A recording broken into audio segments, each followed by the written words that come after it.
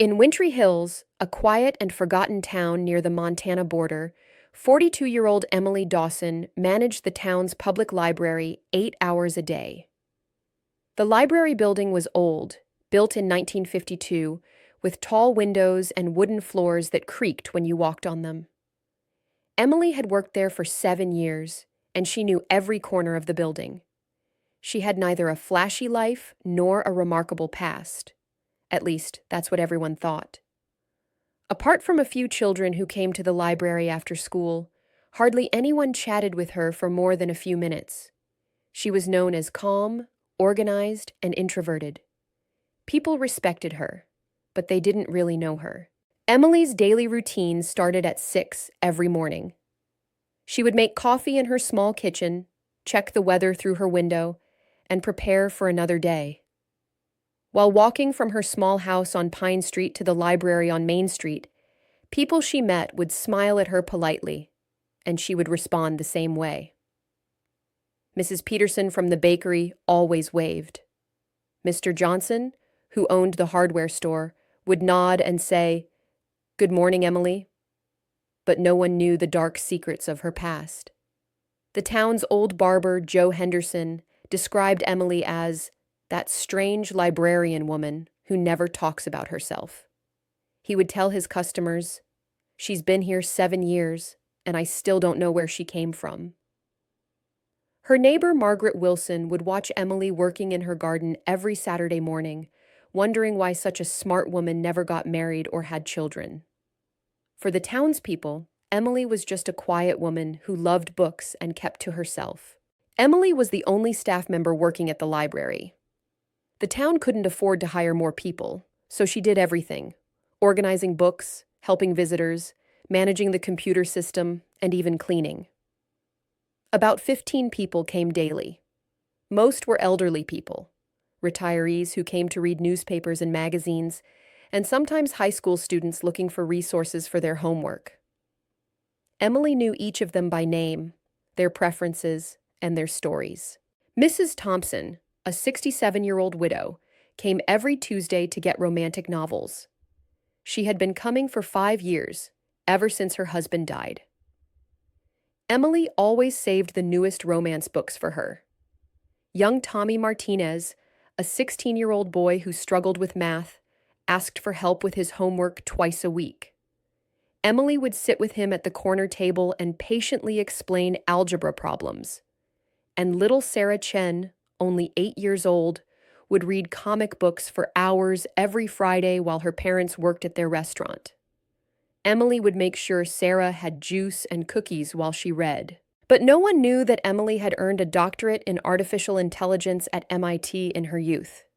She had been one of the top students in her program, working on advanced computer systems and data analysis. She was then quietly erased from the academic world for exposing a series of unethical data experiments. After that terrible day, she had disappeared from Boston, taking refuge in this small Montana town with a new identity and forged documents. Emily's days at MIT were still vivid in her mind, especially when she couldn't sleep at night. She remembered the long nights spent in the laboratory, working on projects that seemed innocent at first. Her professor, Dr. Richards, had given her suspicious instructions about questionable experiments. She remembered his cold smile when he talked about advancing science for the greater good. And that horrible night in March 2018. The night she infiltrated the university's database and found documents about experiments conducted on humans without their knowledge. Her life had been turned upside down for exposing those documents to the authorities. Dr. Richards had been running secret experiments funded by a private company. The experiments involved testing new drugs on volunteer students, but the students didn't know what they were really taking. When Emily discovered this, she copied all the files and sent them to the FBI, the university administration, and several newspapers. Within a week, Dr. Richards was arrested. The program was shut down, and Emily became a target. She remembered the phone calls in the middle of the night. The strange men following her home from the university. the day she found her apartment had been broken into, but nothing was stolen. She knew she had to disappear, so she used her computer skills to create a new identity and moved as far away as possible. On a cold winter morning in February, when the snowfall was particularly heavy, a mysterious visitor came to the library. Emily had opened the doors at 8 as usual that morning, turned on the heaters, brewed her coffee, and organized the daily newspapers on the reading tables. The library was warm and cozy, with the smell of old books and fresh coffee filling the air. Around 9:30, the doorbell rang with its familiar sound. Emily looked up from her desk where she was cataloging new books. She expected to see Mrs. Thompson, or maybe one of the high school students, but instead, she saw a man she had never seen before.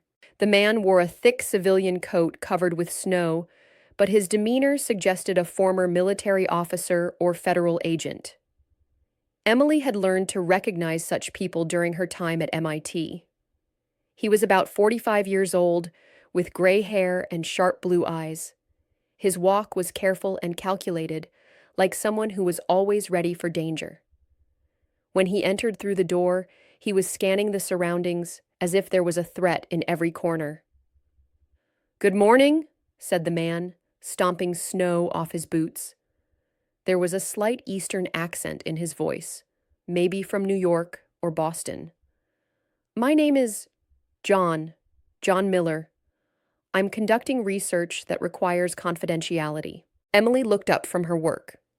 The man's hesitation when giving his name immediately caught her attention. There was something she had learned during her years working at MIT. People displayed certain behaviors when they lied. They would touch their face, avoid eye contact, or speak too quickly. This man was doing all three. "Of course, Mr. Miller. How can I help you?" Emily asked, trying to keep her voice as natural as possible, while her mind was already analyzing the situation. The man said he wanted to access local newspaper archives from the 1970s and 1980s. Emily noticed that his hands were clean and soft, not like someone who did physical work. His watch was expensive, and his shoes were polished despite the snow. This was definitely not a typical researcher. "I'm writing a book about small-town history," he explained. "I'm particularly interested in government activities in rural areas during the Cold War period." Emily took him to the archive section. In the basement of the old library building, hundreds of newspapers were stored on wooden shelves. The basement was cold and dusty, with one small window that let in very little light. Emily had spent many hours down here, organizing the old papers and documents. "What years are you specifically looking for?" Emily asked, turning on the old fluorescent lights. "Between 1978 and 1982, said the man. "Local events, especially those related to government activities, any military or scientific projects in the area." Emily immediately realized that what the man was looking for wasn't just old newspaper headlines. His movements were too precise, his questions too specific. His eyes constantly scanned her even while he pretended to look at the newspapers. Everything triggered Emily's instincts. This man hadn't come to the library to get information for a book. He was looking for something specific, and Emily had a feeling it was connected to her past. The man stayed downstairs for 3 hours. Emily was trying to do her normal work upstairs, helping Tommy Martinez with his homework and checking in books for Mrs. Thompson, but her ears were always focused on the sounds from downstairs. She occasionally heard footsteps, paper rustling, and the scraping of chairs.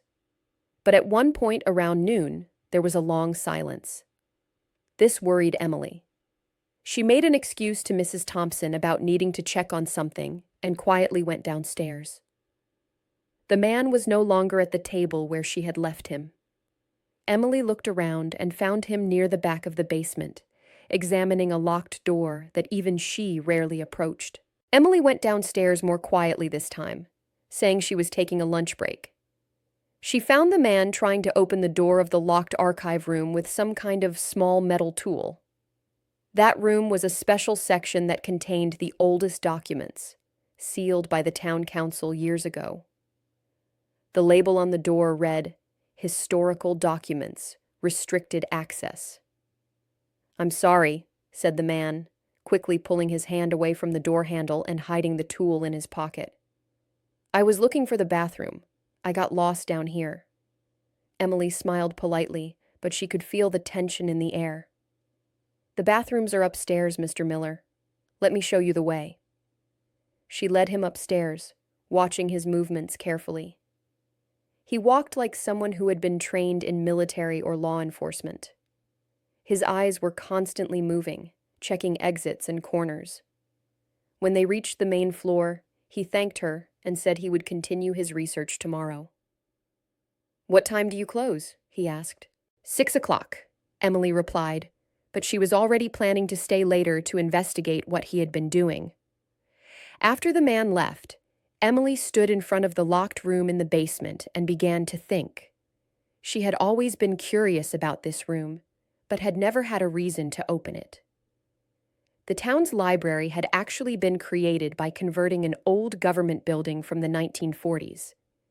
In her first year on the job, Emily had found old files, maps, and some documents in other unlocked rooms in the basement, but she had never told anyone about them. She had also found something else during her first year, a spare key to the restricted room, hidden in the old librarian's desk. Emily had kept it secret for 7 years, sometimes looking at it and wondering what was inside the locked room. That night, after the library officially closed at 6, Emily waited until the streets were empty. At 8 o'clock, she went back to the library and down to the basement. She took out the key she had found years ago. Her hands were shaking as she put it in the lock. The door opened with a loud creak. The inside of the room was filled with dusty metal filing cabinets and old wooden boxes. Emily turned on her flashlight and began to explore. The files were organized by year, starting from 1975 and going up to 1985. Most of the documents were about routine government business, but some folders had red labels that said classified or restricted. Emily opened one of the red folders and found documents that made her blood run cold. The folder was labeled Project Memento, Phase 1. The reports inside were horrifying enough to make Emily's stomach turn. Without the townspeople knowing, memory transfer experiments had been conducted on some residents of Wintry Hills in the early 1980s. The experiment was designed to develop a device that could extract, modify, and transfer human memories. The goal was to create a system that could erase traumatic memories from soldiers, but the technology could also be used to control people's thoughts and behaviors. The documents showed that 5 people were used in these experiments in 1981. Sarah Mitchell, 34 years old, housewife. David Chen, 28 years old, farmer. Maria Rodriguez, 42 years old, teacher. Robert Thompson, 45 years old, mechanic. And James Wilson, 38 years old, store owner. All were marked as volunteers, but Emily could see from the notes that they had been given drugs without their knowledge and had no memory of participating in the experiments. Emily recognized some of the names. Sarah Mitchell was Mrs. Thompson's sister-in-law, who had died in a car accident in 1982. David Chen was Sarah's grandfather, the little girl who read comic books in the library. The other names were also familiar from the town's history. The worst part was the final report, dated December 1982. It stated that the experiments had been partially successful, but that all test subjects had experienced significant memory loss and personality changes. 3 of the 5 subjects had died within 6 months of the experiments, officially from natural causes or accidents. On her way home that night, Emily's mind was racing. She had stumbled upon evidence of horrific government experiments that had been conducted in her own town 40 years ago. But more importantly, she was now certain that the mysterious visitor, John Miller, was connected to these experiments somehow. When she reached her small house on Pine Street, Emily went straight to her bedroom and pulled out a suitcase from under her bed. Inside was her old laptop from MIT, the one she had used during her graduate studies. This computer contained encrypted files and communication programs that she had used to expose Dr. Richards's experiments. Emily hadn't turned on this laptop in 7 years. She had been too afraid that someone might trace her location through it. But now, she needed to find out who John Miller really was and what he wanted. She set up the laptop on her kitchen table and connected it to the internet through a secure connection. Emily had been one of the best computer science students at MIT, specializing in cybersecurity and data analysis. Her skills were still sharp, even after years of working as a librarian. First, she searched for any information about John Miller, who might be researching small-town history. There were hundreds of John Millers in the United States, but none of them matched the description of her visitor. This confirmed that he was using a false name. Next, Emily decided to contact her old friend from MIT, Dr. Susan Walsh. Susan was now a cybersecurity professor at Georgetown University in Washington, D.C. She had been Emily's closest friend during graduate school, and she was one of the few people who knew what had really happened when Emily exposed Dr. Richards's experiments. Emily sent Susan a message through an encrypted communication channel they had used in the past. "Susan, this is Emily. I need your help. Someone is asking questions about government experiments in my town." Susan's reply came within an hour. "Emily, I've been worried about you for 7 years. Where are you? Are you safe?" Emily explained her situation without revealing her exact location.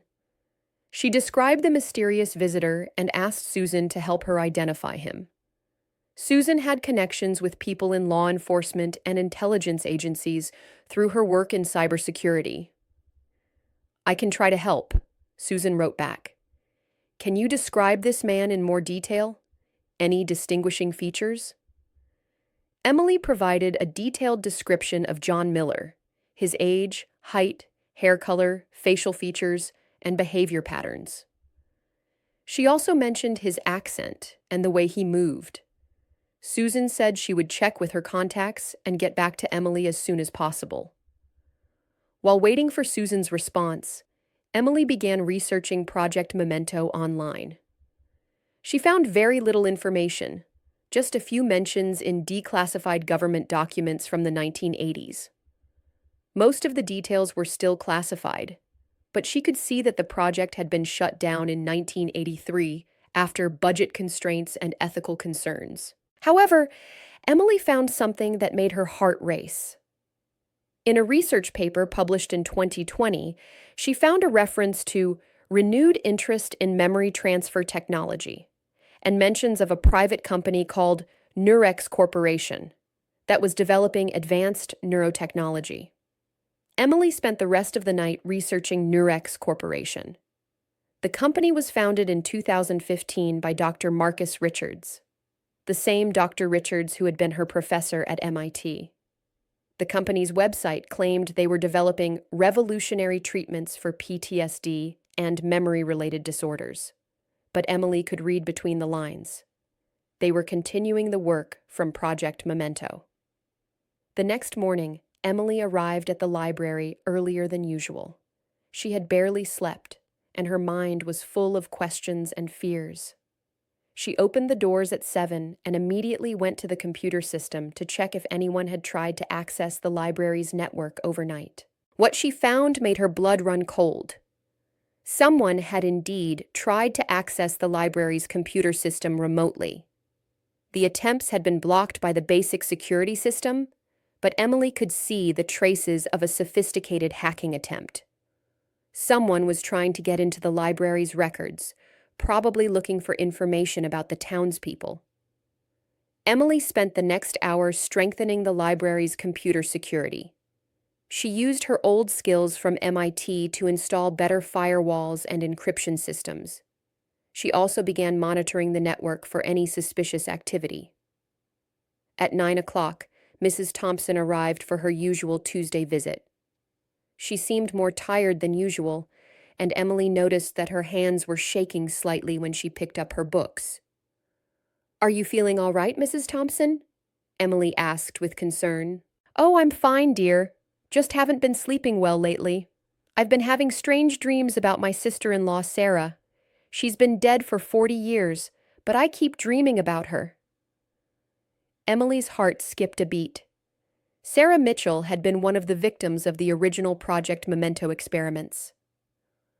What kind of dreams? Strange ones. In the dreams, Sarah is trying to tell me something important, but I can't understand what she's saying. It's probably just my old brain playing tricks on me. Emily helped Mrs. Thompson select her books, but she couldn't stop thinking about what she had said. Were the dreams somehow connected to the experiments that had been conducted decades ago? At 10 o'clock, Susan Walsh called Emily on her secure phone. "Emily, I have bad news. The man you described is Mark Rollins, a former FBI data analyst. He was fired from the agency 3 years ago for unauthorized access to classified files and interfering with ongoing investigations." Emily felt a chill run down her spine. What kind of investigations? Cases involving government experiments from the 1980s. "Emily, I think this man is connected to your old professor, Dr. Richards. After you exposed his experiments at MIT, Richards disappeared from the academic world for a while. But in 2015, he started a company called Nurex Corporation." "I found that company last night," Emily said. "They're developing memory transfer technology." "Yes, and according to my sources, they've been trying to get access to the old Project Memento files. The FBI has been investigating them for the past year, but they haven't been able to get enough evidence to make arrests." Emily realized that Mark Rollins had come to Wintry Hills not just to research the past, but to continue the experiments. "Susan, I think they're planning to restart Project Memento here in my town." "That's what I'm afraid of," Susan replied. "Emily, you need to be very careful. If Rollins is working for Nurex, he might be dangerous. Do you have somewhere safe to go?" Emily thought about it. She had built a life in Wintry Hills over the past 7 years. She couldn't just abandon the townspeople, especially if they were in danger. "I'm not running away this time, Susan. I'm going to stop them." "Emily, you can't do this alone. Let me contact some people I know in law enforcement. Maybe we can get federal agents involved." "There's no time for that," Emily said. "If Rollins is here, it means they're ready to start the experiments soon. I need to find out exactly what they're planning." Emily spent the rest of the morning researching the townspeople who had been visiting the library recently. She was looking for any patterns that might indicate who Nurex was targeting for their experiments. She made a horrifying discovery. In the past 6 months, detailed personal information had been collected about 5 young people in the town. These files included their medical histories, psychological profiles, and family backgrounds. The 5 people were all high school students. Alex Morrison, 17 years old, a math genius who wanted to study engineering. Jenny Park, 18 years old, a technology enthusiast who spent hours on her computer. Michael Santos, 16 years old, a star athlete who was being recruited by colleges. Lisa Wang, 17 years old, an art student who was applying to art schools. And Tommy Martinez, the boy Emily had been helping with his math homework. Emily realized that these 5 young people had been selected because they were intelligent, talented, and had bright futures ahead of them. They were exactly the kind of people who would be valuable test subjects for memory transfer experiments. That afternoon, Mark Rollins returned to the library. This time, he looked more confident and relaxed, as if he had accomplished something important. "Good afternoon, Emily," he said, using her real name for the first time. Emily's blood froze. "How do you know my name?" "Of course I know you. Dr. Emily Dawson, former MIT graduate student. You did wonderful work exposing Dr. Richards's experiments. Too bad you had to disappear after that. Emily tried to maintain her composure, but her heart was pounding. I don't know what you're talking about.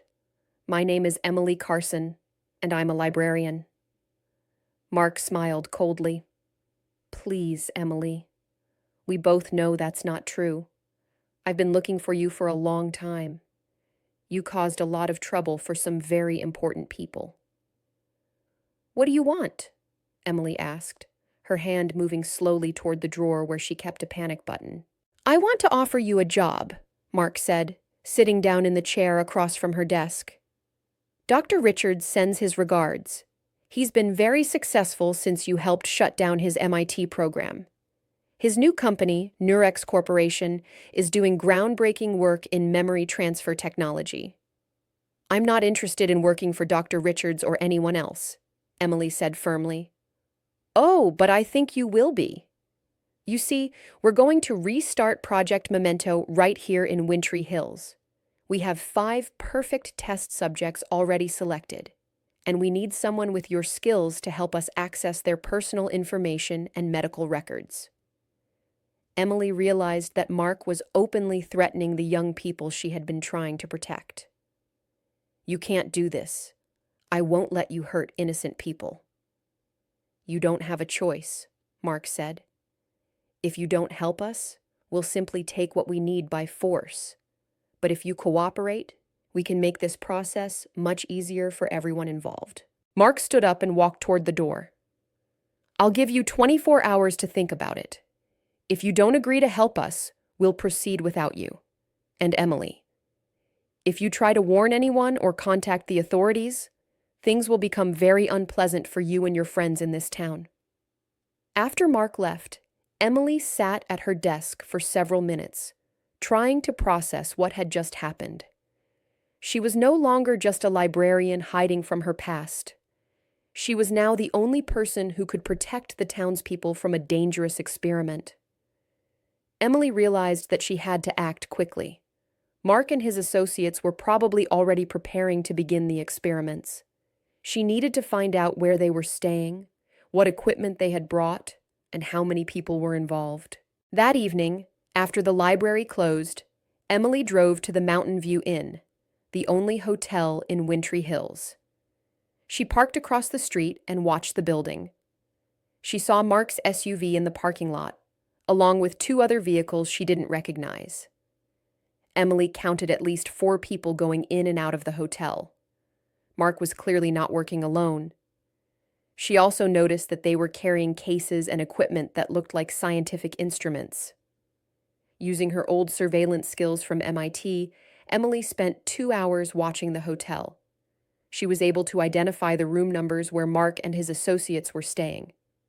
She also observed their routines and noted that they seemed to be preparing for something big. Late that night, Emily returned to the library and went down to her secret workspace in the basement. Over the past 7 years, she had slowly been converting a storage room into a small computer lab. She had done this quietly, using her own money to buy equipment and installing everything herself. This hidden room contained her old laptop from MIT, along with several other computers and communication devices. Emily had built this workspace as a precaution, in case she ever needed to use her technical skills again. She never imagined she would need it to protect her adopted hometown from the same people who had destroyed her life at MIT. Emily spent the next 3 hours trying to gain access to the hotel's internet network. She needed to find out what Mark and his team were planning. Using her skills in cybersecurity, she was able to connect to the hotel's Wi-Fi system and identify the devices being used by Mark's team. What she found was even worse than she had imagined. Mark's team had detailed files on all 5 young people they were targeting. They had medical records, psychological profiles, and even surveillance photos. The files also contained information about a new drug called Memex-7 that was designed to make people's memories more accessible and changeable. Emily discovered that the team was planning to begin the experiments in 3 days. They were going to use the old government building on the outskirts of town, a facility that had been abandoned since the 1980s. The building still had electrical power and water, making it perfect for their needs. The most terrifying discovery was a document titled Project Memento, Phase 2, Memory Replacement. The plan was not just to erase the young people's memories, but to replace them with false memories that would make them obedient and controllable. The goal was to create a group of people who would follow orders without question. Emily realized that this was much more than just a continuation of the old experiments. This was a plan to create mind-controlled individuals who could be used for any purpose. The implications were terrifying. She also found financial records showing that Nurex Corporation was being funded by several foreign governments and private military companies. The memory transfer technology wasn't just for treating PTSD, it was being developed as a weapon. Emily knew she had to act immediately. She couldn't wait for federal agents or law enforcement to intervene. The young people of Wintry Hills were in immediate danger. She began by sending all the information she had gathered to Susan Walsh at Georgetown University. Susan had connections with FBI agents who specialized in investigating illegal human experiments. Emily also sent copies of the documents to several journalists and civil rights organizations. But Emily knew that sending information wasn't enough. She needed to stop the experiments before they could begin. The next morning, instead of going to the library, Emily drove to the abandoned government building where Mark's team was planning to conduct their experiments. The building was located about 5 miles outside of town, surrounded by empty fields and forests. Emily parked her car behind a group of trees and approached the building on foot. She could see that there was already activity inside. Several vehicles were parked outside, and she could hear voices and the sound of equipment being moved. Using binoculars, Emily was able to see through the windows. Mark and his team were setting up sophisticated laboratory equipment in what had once been the building's main conference room. She counted at least 6 people working inside, including Mark. Emily realized that they were moving much faster than she had expected. Instead of waiting 3 days, they were preparing to begin the experiments immediately. She quickly returned to her car and drove back to town. She needed to warn the 5 young people who were being targeted, but she also needed to do it in a way that wouldn't alert Mark's team. Emily's first stop was the high school. She found Alex Morrison in the library, working on a calculus problem. Emily approached him carefully. "Alex, I need to talk to you about something very important. It's going to sound strange, but I need you to trust me." Alex looked up from his book, confused. "What's wrong, Mrs. Carson?" "Your life is in danger. There are people in town who want to hurt you and 4 other students. I need you to go home immediately and tell your parents to take you somewhere safe." Alex stared at her. "Are you serious? What kind of danger?" Emily knew she sounded crazy, but she had to try to protect him. "I can't explain everything right now, but these people are planning to use you in dangerous medical experiments. Please, just go home and stay there." Alex was confused, but he could see that Emily was genuinely frightened. "Okay, Mrs. Carson, I'll go home. But can you tell me more about what's happening?" "I promise I'll explain everything later. Right now, I need to warn the other students."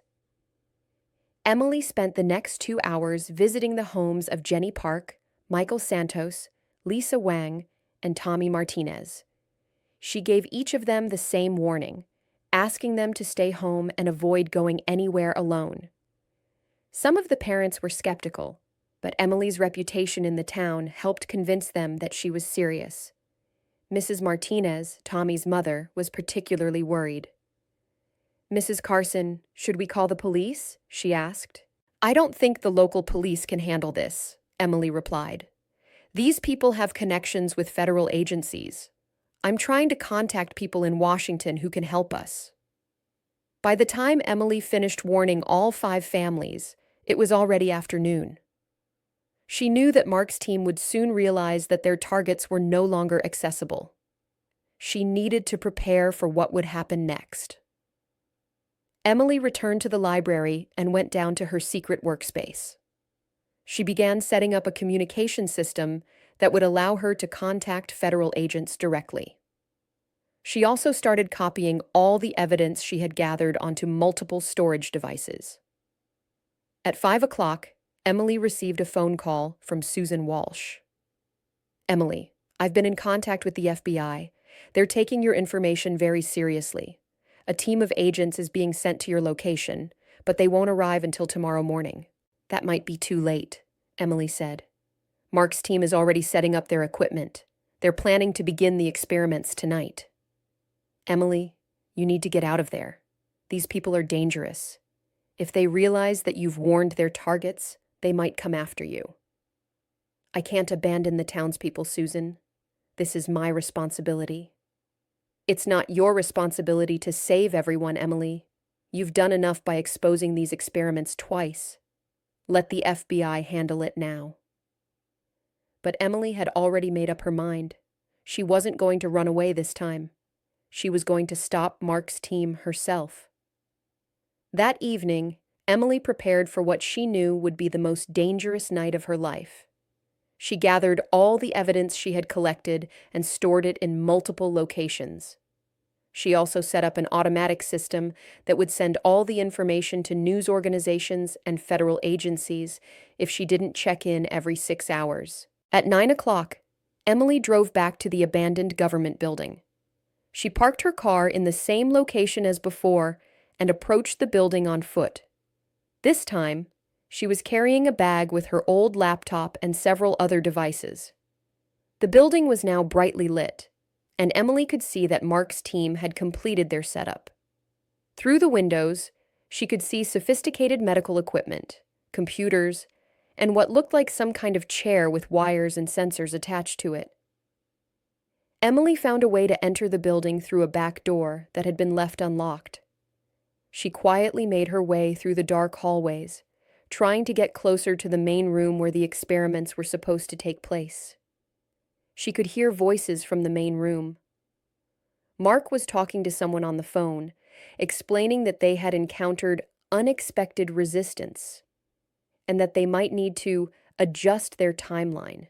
Emily realized that her warnings to the 5 young people had been effective. Mark's team couldn't proceed with their original plan because their targets were no longer available. But then Emily heard something that made her blood run cold. Mark was saying, "We'll have to use the backup plan. Bring in the older subjects. We can always test the technology on them first." Emily realized that Mark was talking about using older townspeople as test subjects instead of the young people. This was even worse than she had imagined. She needed to find a way to stop the experiments completely. Emily began looking for the building's electrical system. If she could cut the power, it would at least delay the experiments and give the FBI time to arrive. She found the electrical panel in the basement of the building. Using tools from her bag, Emily was able to disable the main power supply.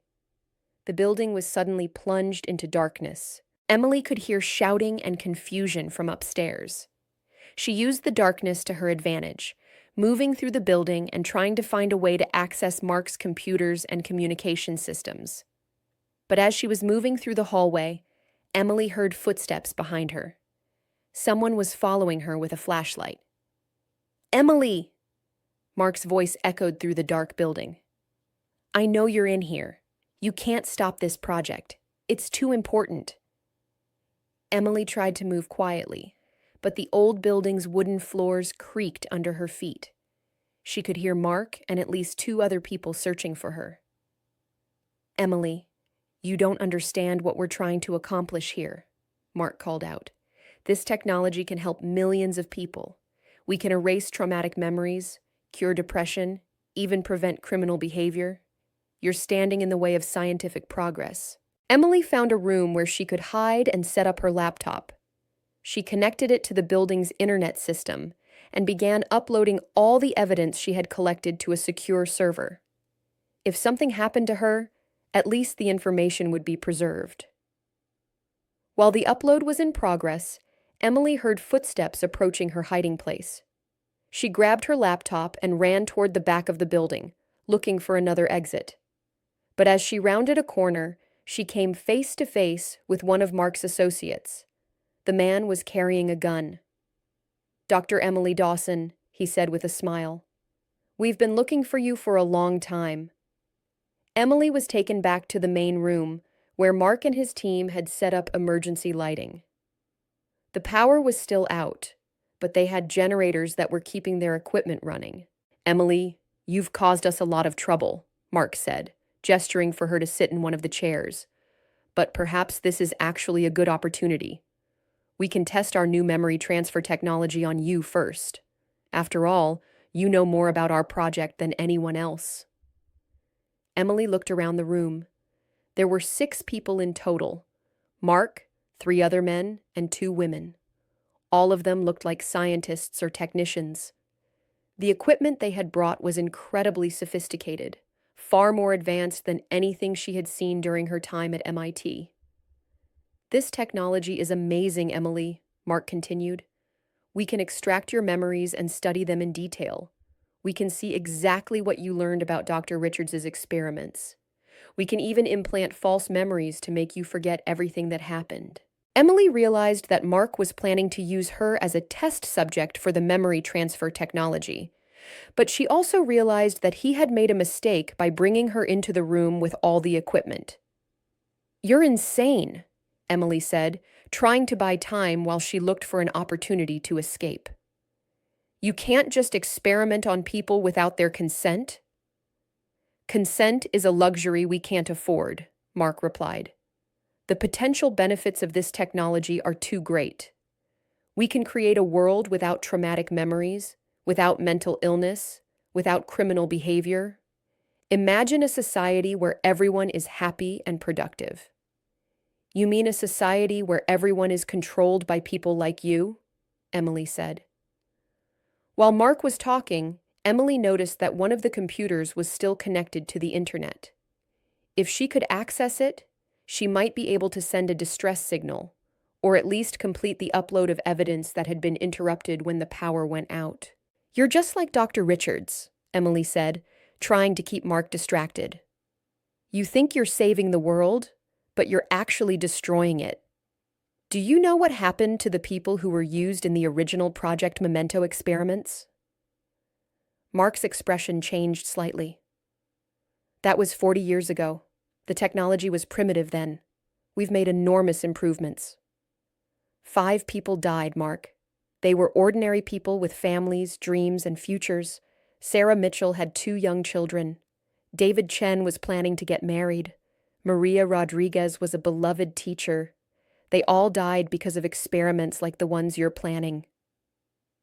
Emily slowly moved toward the computer while she was talking. The room was dimly lit, and Mark's attention was focused on her words rather than her movements. "Those were acceptable losses," Mark said coldly. "Every scientific breakthrough requires sacrifice.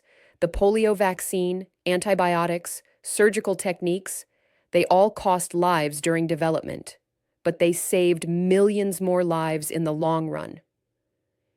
Emily reached the computer and quickly began typing.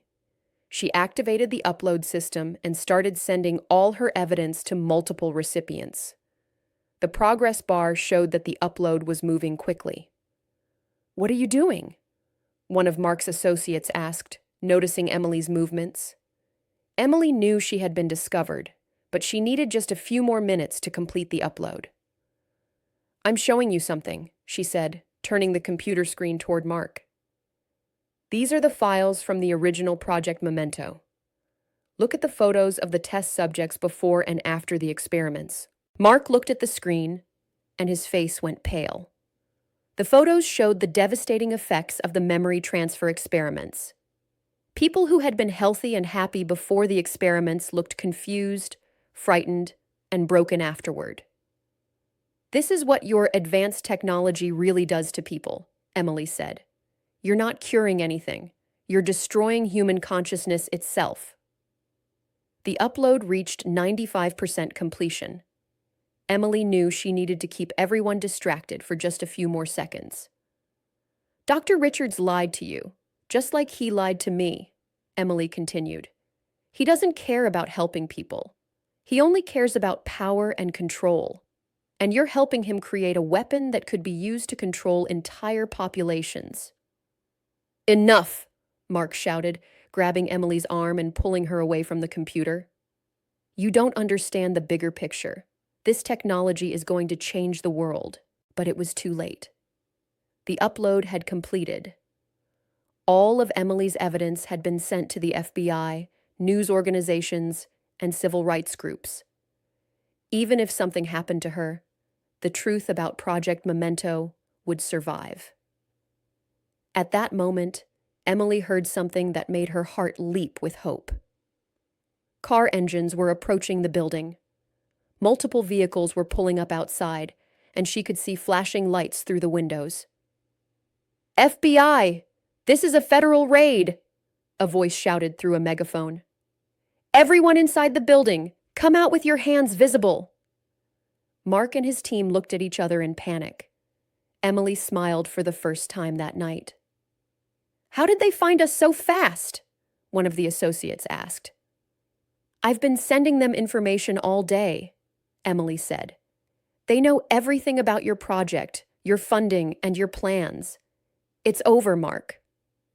The FBI agents entered the building with their weapons drawn.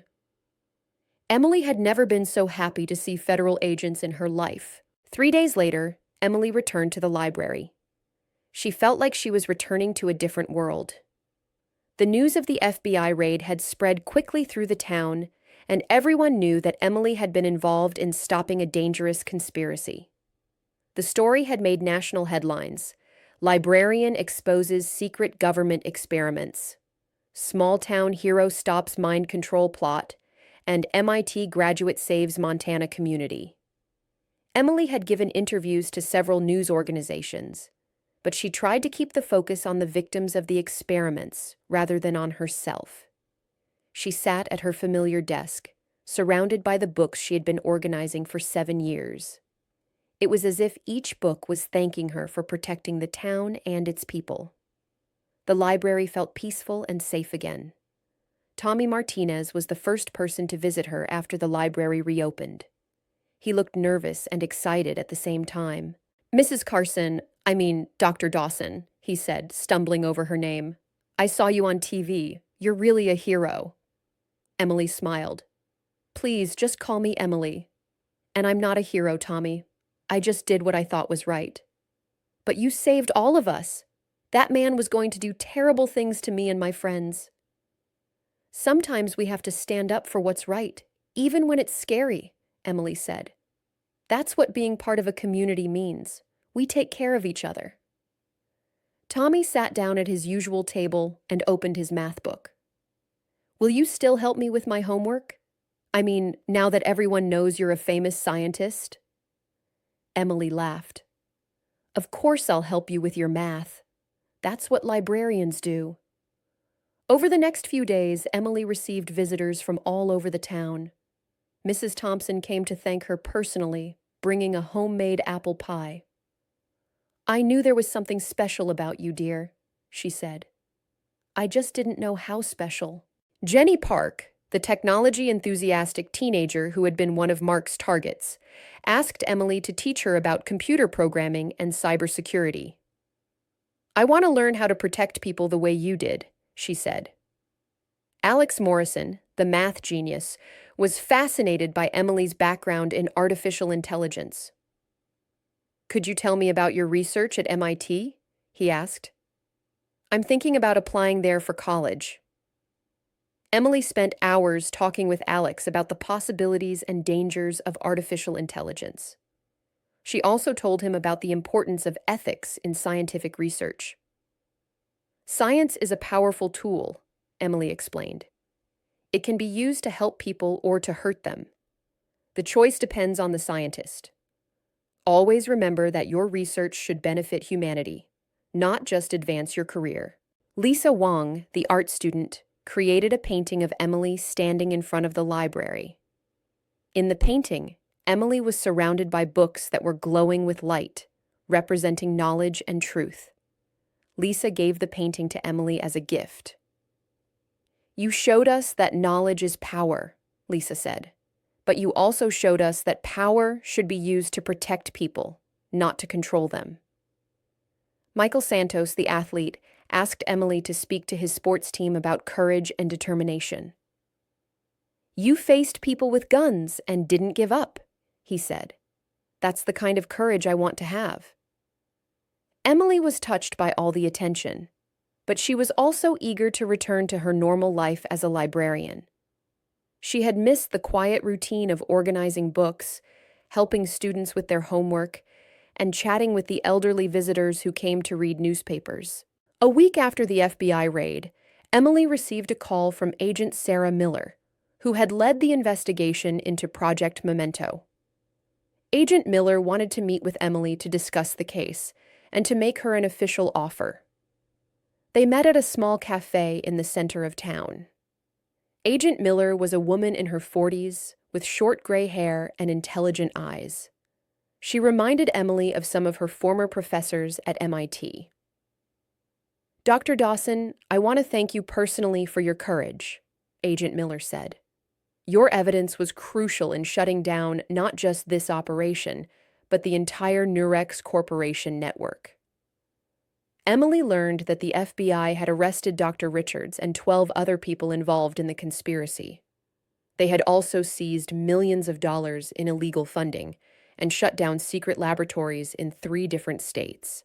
"We found evidence that they were planning to conduct experiments in 6 different small towns," Agent Miller continued.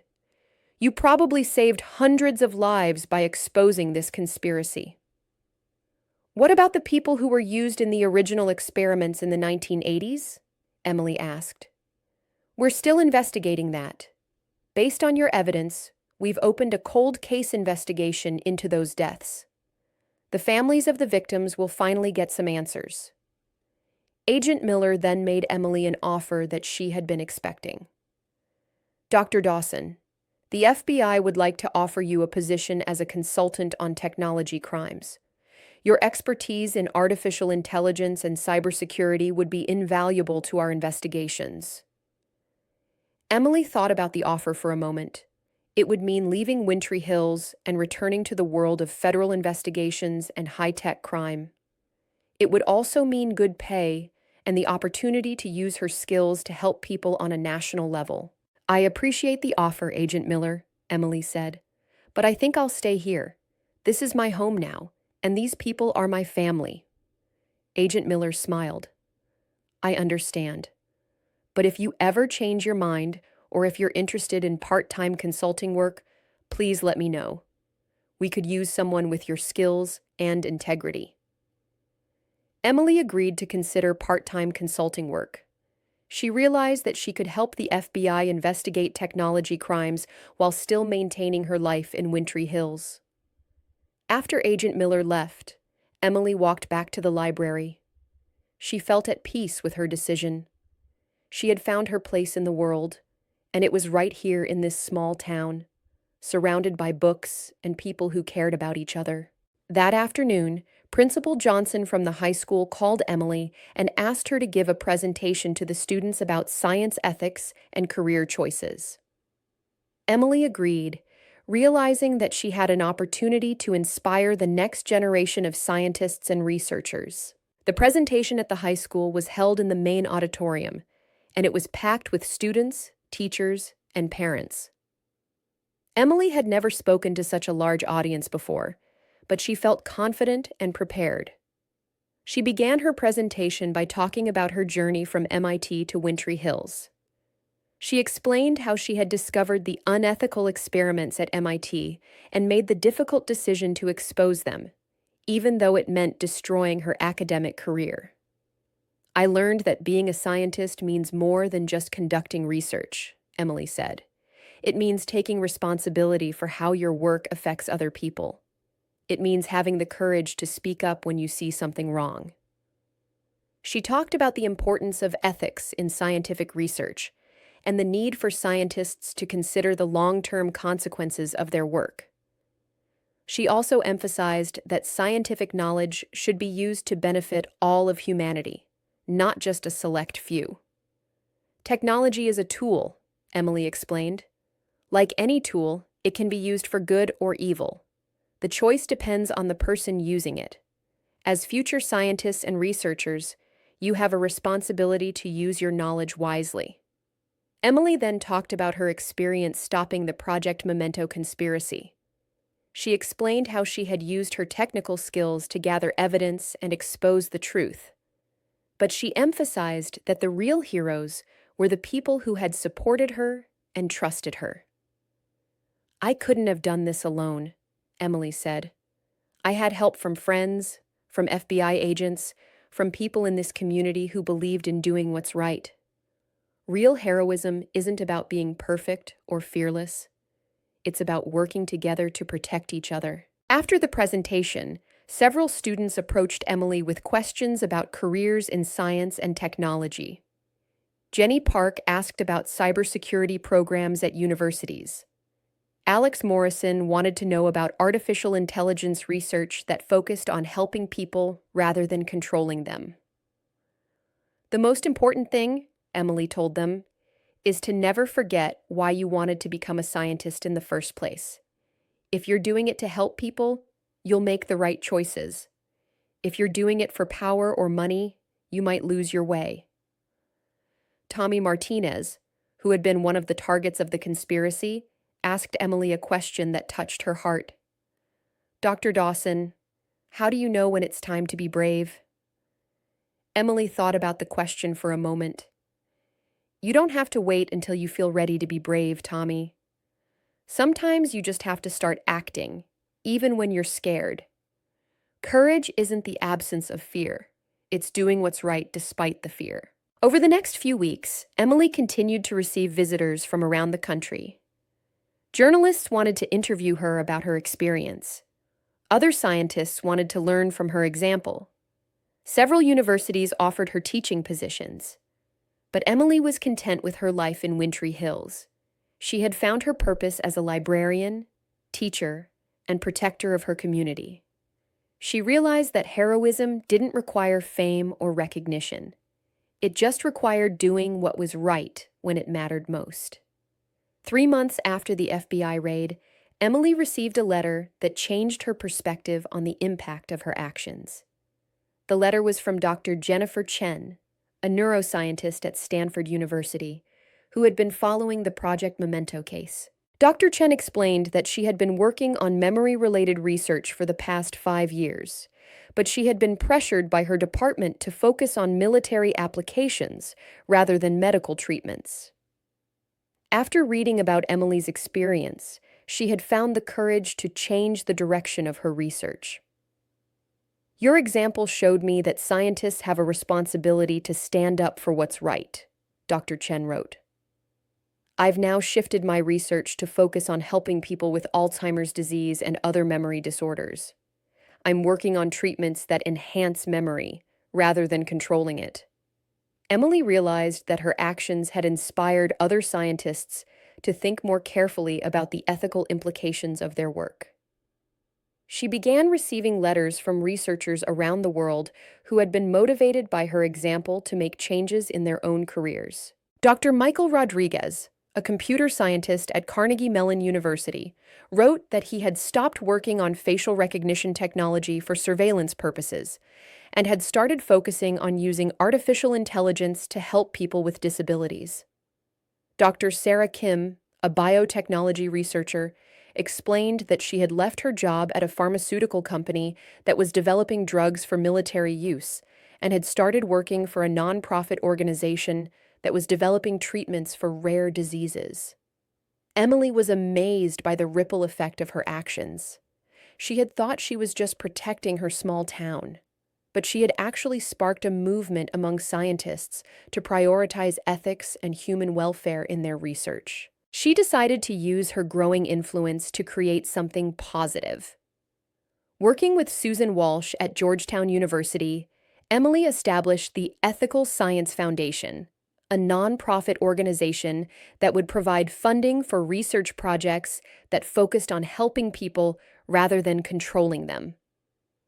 The foundation's first grants went to projects that were developing treatments for PTSD, Alzheimer's disease, and other conditions that affected memory and mental health. But unlike the Project Memento experiments, these projects were conducted with full informed consent and oversight by ethics committees. Emily also started writing a book about her experience. She wanted to tell the story of how ordinary people could make extraordinary differences when they had the courage to stand up for what was right. The Library of Courage became a bestseller, and Emily donated all the proceeds to the Ethical Science Foundation. She also used the book tour as an opportunity to speak at universities and conferences about the importance of ethics in scientific research. 2 years after the FBI raid, Emily was sitting in her library on a quiet Tuesday morning when she received an unexpected visitor. A young woman in her 20s walked through the door, looking nervous and uncertain. "Are you Dr. Emily Dawson?" the woman asked. "Yes, but please call me Emily. How can I help you?" The woman introduced herself as Dr. Lisa Chen, a recent graduate of MIT with a doctorate in artificial intelligence. Emily immediately noticed the surname, Chen, and wondered if there was a connection to the victims of the original Project Memento experiments.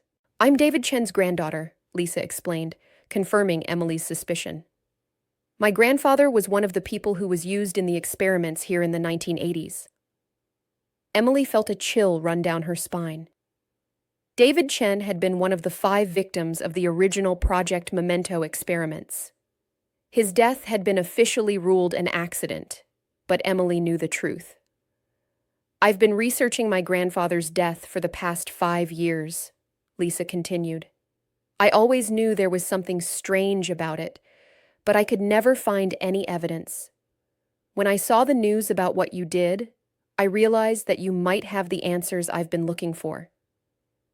Emily took Lisa down to the basement and showed her the original Project Memento files. Lisa read through the documents with tears in her eyes, finally learning the truth about her grandfather's death. "He was only 28 years old," Lisa said. "He had so much life ahead of him. He was planning to marry my grandmother and start a family." "I'm so sorry," Emily said. "Your grandfather was a victim of something terrible. But his death wasn't in vain. The evidence from those experiments helped us stop the same thing from happening to other people." Lisa looked up from the files. "That's actually why I'm here. I want to help. I want to use my skills to prevent these kinds of experiments from ever happening again." Emily smiled. "What did you have in mind?" Lisa explained that she had been working on artificial intelligence systems that could detect unethical research activities. Her idea was to create a monitoring system that would automatically flag research projects that showed signs of violating ethical guidelines. "I want to create a system that would have detected Project Memento before it could hurt anyone," Lisa said. "I want to use technology to protect people, not to control them." Emily was impressed by Lisa's idea and her determination to honor her grandfather's memory. She introduced Lisa to the Ethical Science Foundation and helped her get funding for her project. Working together, Emily and Lisa developed the David Chen Memorial Ethics Monitoring System, an AI program that could analyze research proposals and flag potential ethical violations. The system was adopted by universities and research institutions around the world. Lisa also decided to stay in Wintry Hills for a while, working on her project from the library. Emily enjoyed having another scientist to collaborate with, and she was touched by the way Lisa had chosen to honor her grandfather's memory. 5 years after the FBI raid, Emily was preparing for the library's annual Science and Ethics Day, an event that had become a tradition in Wintry Hills. Scientists, students, and members of the public would gather to discuss the latest developments in science and technology and their ethical implications. This year's event was special because it marked the 5th anniversary of the Project Memento exposure. Emily had invited several guests, including Agent Sarah Miller, Dr. Susan Walsh, and Dr. Lisa Chen, who had become a close friend and colleague. The library was decorated with banners and displays showing the progress that had been made in ethical science research. The Ethical Science Foundation had funded over 200 research projects, and many of them had led to breakthrough treatments for various diseases and conditions. Emily stood in front of the crowd, looking at the faces of the people who had supported her over the years. She saw Tommy Martinez, now a senior in high school, and planning to study computer science. She saw Jenny Park, who had just been accepted to MIT's cybersecurity program. She saw Alex Morrison, who was working on artificial intelligence research that focused on helping people with disabilities. 5 years ago, this town faced a terrible threat, Emily began. A group of people wanted to use us as test subjects for dangerous experiments. They thought they could control our minds and our memories. She paused, looking around the room. But they underestimated something important. They underestimated the power of a community that cares about each other. They underestimated the courage of ordinary people who are willing to stand up for what's right. Emily talked about the progress that had been made in ethical science research and the importance of continuing to be vigilant against those who would abuse scientific knowledge for their own purposes. Science is one of humanity's greatest achievements, she said. But it's also one of our greatest responsibilities. Every scientist, every researcher, every person who works with technology has a choice to make. They can use their knowledge to help people, or they can use it to hurt people. She looked at the young people in the audience, many of whom were planning careers in science and technology. The choice you make will determine what kind of world we leave for future generations. I hope you'll choose to use your knowledge to make the world a better place. After the presentation, Emily was approached by a reporter from the Washington Post who was writing a follow-up story about the Project Memento case. The reporter asked Emily what she thought was the most important lesson from her experience. The most important lesson, Emily said, is that one person can make a difference. But it's even more important to remember that one person working alone can't accomplish much. Real change happens when people work together, support each other, and refuse to give up.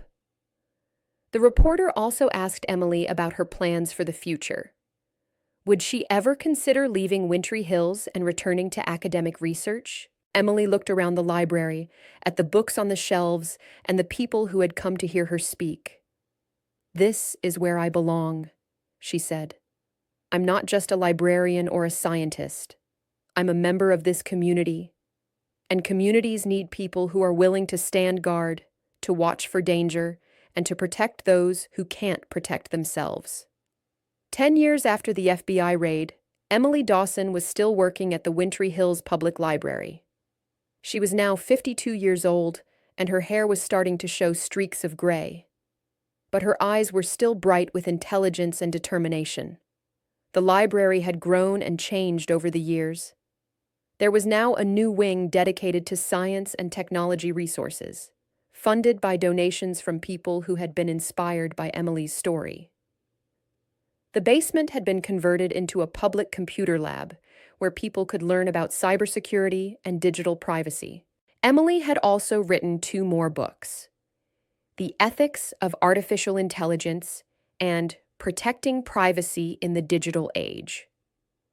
Both books had become required reading in many university courses, and Emily regularly received invitations to speak at conferences and seminars.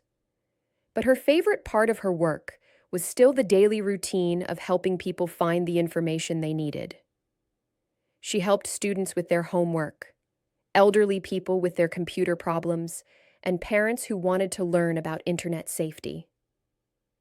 Tommy Martinez had graduated from college with a degree in computer science and was now working for a cybersecurity company. He still visited Emily whenever he was in town, and he always credited her with inspiring him to choose a career that focused on protecting people.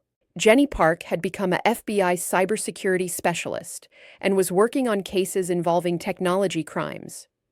She had helped shut down several other illegal research projects that were similar to Project Memento. Alex Morrison was now a professor of artificial intelligence at MIT, and he had established a research program that focused on developing AI systems that could help people with disabilities and medical conditions. Lisa Chen had become the director of the Ethical Science Foundation, which had grown into an international organization that funded ethical research projects around the world. Dr. Richards had been sentenced to 20 years in prison for his role in the Project Memento conspiracy. Mark Rollins had received a 15-year sentence. Several other members of the conspiracy had also been convicted and imprisoned. But Emily knew that the fight for ethical science was far from over. New technologies were being developed every day, and there would always be people who wanted to use them for harmful purposes. That's why she continued to speak out, to educate people, and to support researchers who were committed to using their knowledge for good. On a quiet Tuesday morning, Emily was sitting at her desk in the library, organizing some new books, when she received a letter from a young scientist in Japan. The scientist explained that she had been inspired by Emily's story to change her research focus from developing surveillance technology to creating assistive devices for people with visual impairments. Your example showed me that scientists have a responsibility to think about how their work affects other people, the scientist wrote.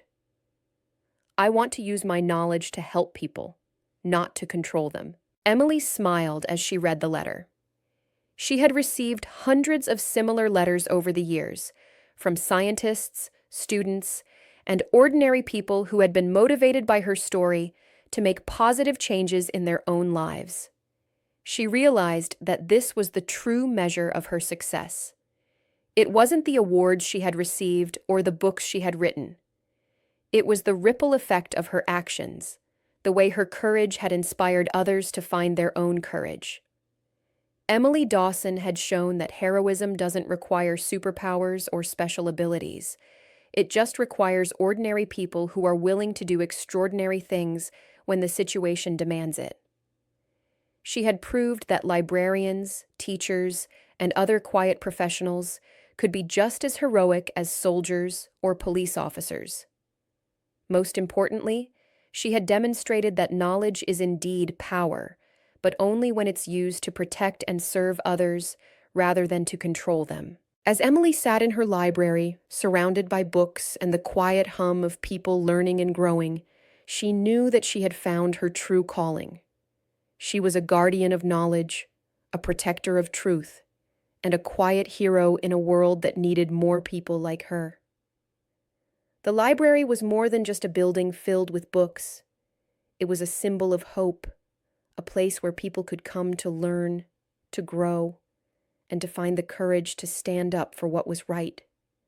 And Emily Dawson, the librarian who had outsmarted the FBI and saved her town from a terrible conspiracy, was exactly where she belonged. If this story touched you, don't forget to like, comment, and subscribe.